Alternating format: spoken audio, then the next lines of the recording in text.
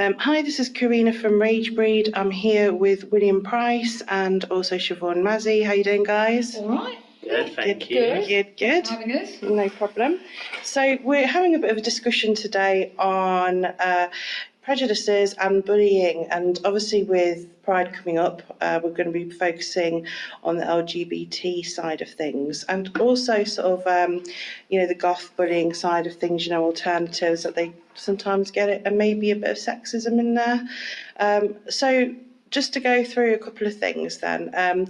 So what we're going to look at doing is what have been your own personal experiences, and what did you do in order to I suppose, how did it affect you, and then what action did you take? So I'll start with you, Siobhan. Yeah. I mean, are you in terms of good or bad? Like bad? Well, we can start with the bad and then we'll do good. I think that'll be quite positive. Yeah, I think I've sort of myself, like as an individual, not necessarily as an LGBT person. I've always been true to myself in the way that I dress. I've never liked dresses. I've never liked skirts, makeup. I've always worn the same things and been myself. And it's weird because in primary school, I went from primary school to college and has been this person throughout my whole life. And primary school, I was horrendously bullied. Oh, right. Yeah. Sort of beaten up on the daily for about 3 years. Yeah. And that wasn't necessarily to do with LGBT. I think it was just the person that I am. I don't know if that just made the person not okay, but that's awful. Yeah, I mean, I fought back. That's when things started changing. Yeah. But yeah, and then sort of through high school, I'd then get the sort of, oh, you're a lesbian, and at the time I didn't really know what the hell I was at that point. I knew that I didn't like boys really, but I thought I could only like boys. Yeah. Does that make sense? Like that was the only thing that I knew. I didn't even know that a lesbian necessarily could be a thing, and then that sort of connotation of being called a lesbian by bullies made it bad. Like it was like, oh, you don't want to be a lesbian, like that's gross. And then it sort of, then it came to the point where I actually, turns out I was. Right, yeah. I was one, I thought I was just really shy, but it turns out it's because I liked girls. So and then sort of moving on from that as an adult, I mostly, to be honest with you, I mostly get it from middle-aged women or, in public toilets. Really? Where I'll go to use the toilet, and it gives me anxiety every time I go in a public toilet, because I go in and I either get a glare or like a you're not supposed to be in here. Yeah. Or sorry, can you get out? And it's like I'm literally a female, and then it either gets laughed off or really awkward, and it just fills me with anxiety just using public toilets. I mean, I identify as a woman, but gender-neutral toilets make me feel so much safer. I'm with you on that. Yeah. I have to say, I hate using public toilets. Yeah. Like, it's not. I always worry that people are going to think, especially in a male's toilets. Yeah. Yeah. Urinals, I just don't use them, because it's like, I don't Yeah. want to be there. Like, I focus on making sure I don't look at anyone, don't address anyone. Yeah. All it takes is that one person to be like, what the hell? Yeah. And it can spiral from there. Yeah. No. So it's mainly about what other people react to you, because you think that they would obviously judge you on that, which is a fair point, and as you've said, you've had experiences from that as well to warrant it, and it shouldn't really be happening in this day and age, really. No. And this is why we're doing such a big push on, obviously sort of trying to show what the implications of such things can do to people, Yeah, absolutely. Yeah. So as an adult now, how do you feel that do you feel it's more accepting these days, or do you feel there's still more stigma? What would you say? I think there's still a way to go. You'd probably agree. There's a way to go. Yeah, there's still, I mean, like I said, like being a lesbian was like a really bad thing when I was younger, and I don't know if it's because my opinion's changed or the opinion has changed in general, but obviously it's not a bad thing. It's just you're loving the same sex, like that's it. Yeah. So I mean, like in my place of work and things like that, like it's generally accepted and okay. But you still get the odd bloke that will look you up and down and spit on the ground, and especially if I'm walking with my partner, because she doesn't look gay in brackets, because she's often received comments and things from men saying that she's basically a waste of the word and things like that, and you still get blokes that will. We were walking past a car one day, and it was a really nice car, and we both was like, oh, this is a really nice car, and the bloke in it literally looked at us and just spat at us, and it was like, okay, we're just existing, Yeah. we just exist. That's just horrendous, isn't it? And I don't think these people really see that what they're actually doing can be so, difficult for the person receiving it, and it's almost like they don't have that empathy or open-mindedness to accept anything that's vaguely different to what they know. Yeah, absolutely. I think a lot of it's fear. Yeah. As well. I think like they fear what's different. Yeah, what's different, exactly. It shows just why education in school is it's so important. Like, people seem to misconstrue that when we want to talk about LGBT relationships in school, we're not talking about the mechanics of how people are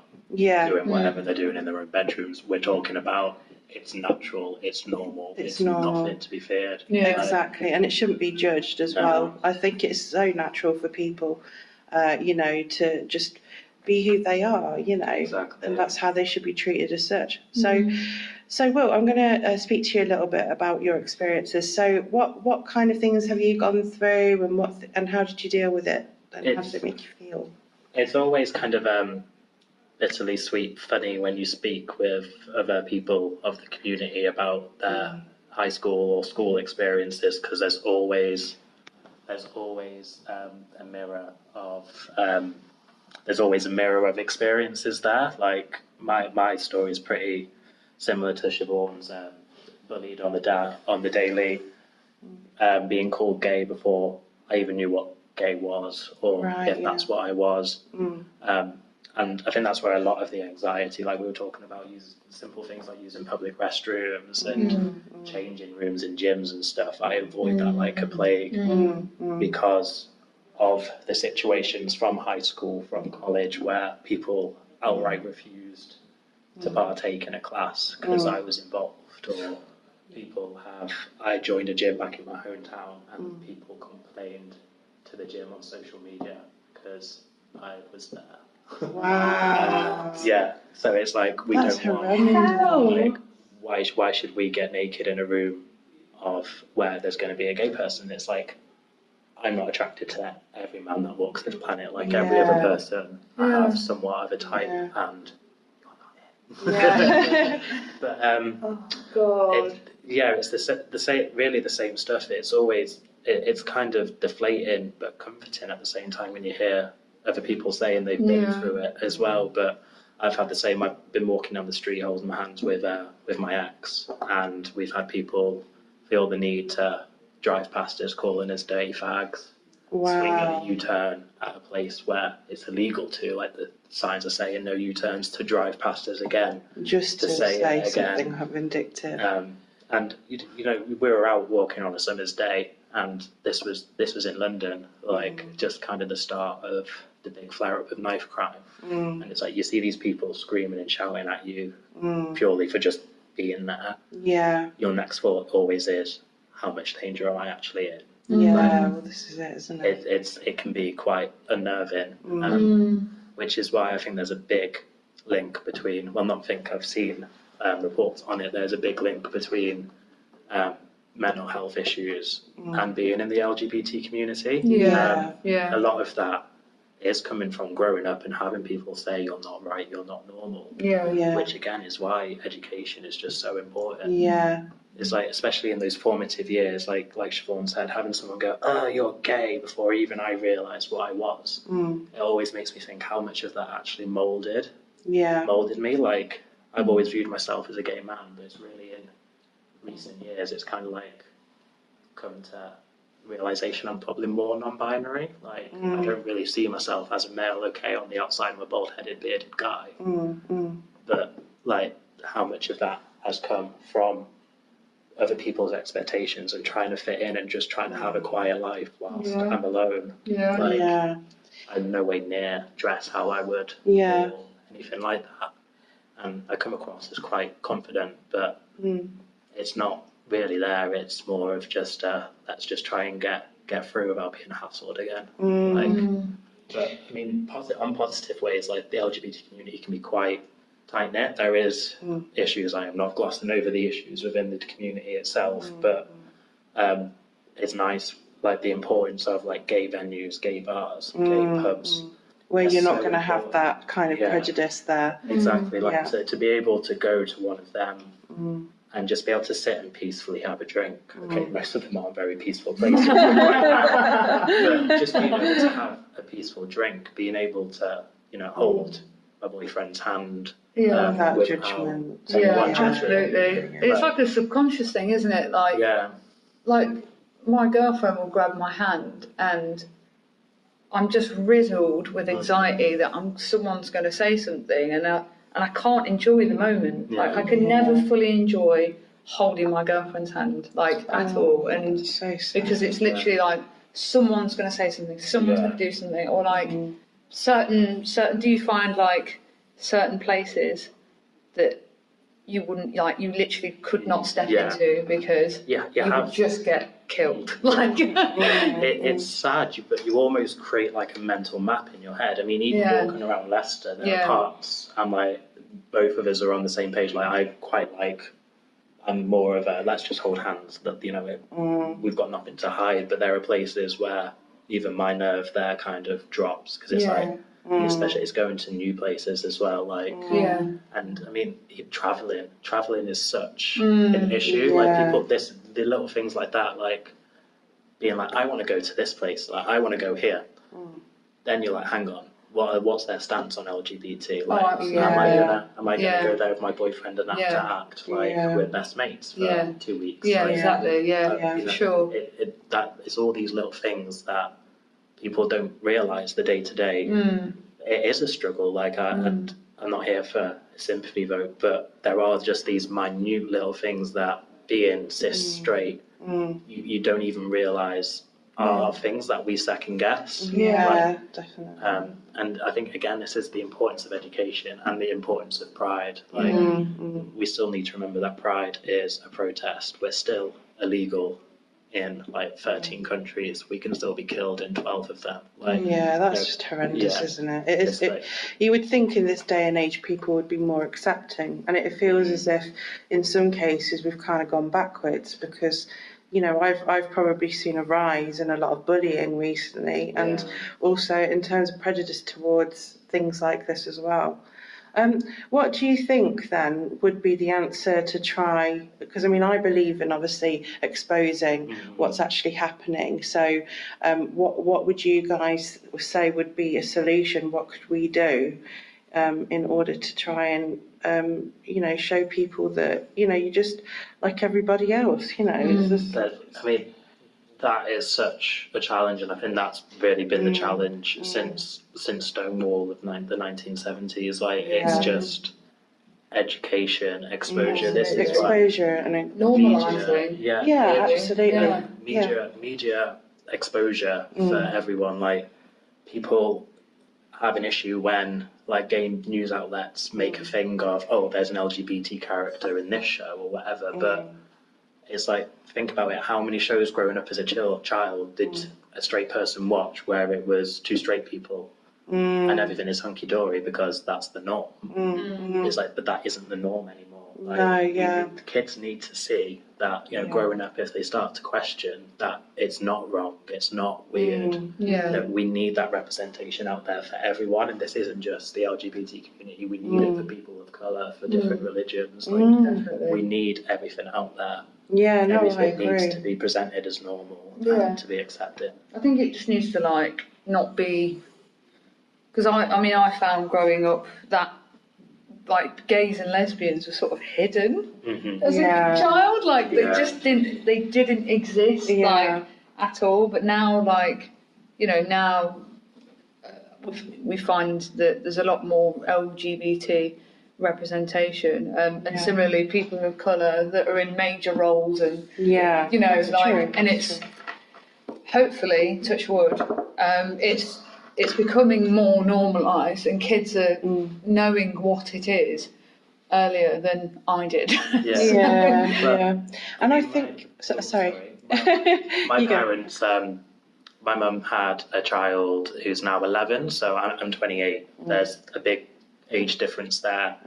Even talking to him now, there are things that I say that I get told off for from him. And I've got this 11-year-old telling me off for not being politically correct because of the way he's taught in school. And it's fabulous. Like, he knows what gay is. I remember the first time I was called gay, I was like, what is gay? Like, people say, oh, that's gay when their phone doesn't work, or when a TV show program isn't good. Like, I was like, what is gay? And I remember having to ask, like, go home and say, I was called gay. What is that? Because, like you said, it was hidden. It was just another word to use to offend someone, to use as a stick to beat people down with. Like, without actually even realising what it was. And this is another question I wanted to ask you guys. So when it comes to banter and things like that, how far do you go with it? Because I know some people are very sort of, they're okay with it and they just give it back and it's all good. But in some situations, can it be too much? Can it maybe trigger something? What would you say on that? I think it's such a personal thing for each person.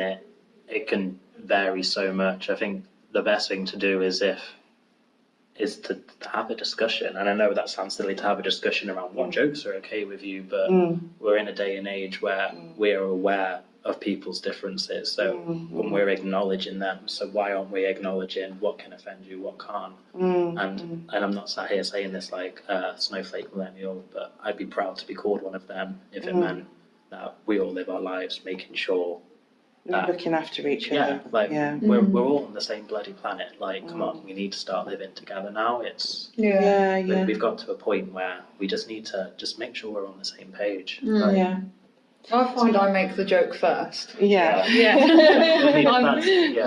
make the joke first, and then that makes people feel okay for banter. But like, I will instigate it almost. Just to say it's all right. Yeah, it is my threshold. This is it. And you know, I've not had luckily I've not had a time where banter's gone too far recently. So.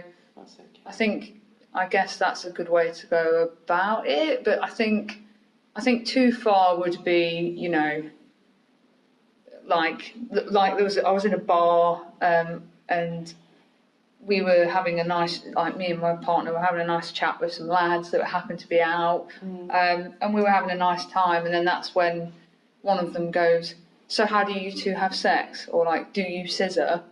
And it's like, that's when it goes, no, sorry, fuck off. You know, I'm not here to explain to you how I have sex. How do you have sex? You know, like, that's a personal thing anyway, isn't it? Exactly. When it's sort of, when they're asking you how you have sex, or like describing ways that you have sex potentially, it's like, ew, why do you want to know? That's so gross. It's very creepy, actually. Yeah, exactly. It's the same obsession people have when they find out someone's trans and try to figure out what genitals they have. It's like, what difference does that make to you? It's like, why do you want to know what's in their pants? Like, that's just so weird. Why? What is the fascination? It's like, if you want to find out how I have sex, ask me, let's go have sex, not sure.